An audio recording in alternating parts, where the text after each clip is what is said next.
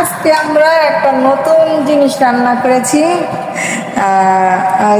জানি না কমেন্টসে আমার এরকম ভাবে এখনো মেসেজ আসেনি। এটা আমরা কি রান্না করেছি এখন আমি আপনার ভাইয়াকে খেতে দিব, আর আপনার ভাইয়া বলবে এটা কি খাচ্ছে।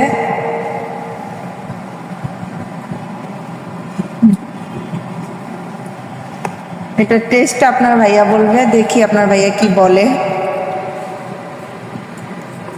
এটা কি খাচ্ছ বলো তো, দেখি আপনার ভাইয়া বলতে পারে কিনা এটা কি খাচ্ছে। কি এটা টেস্টটা কেমন সেটা বলো।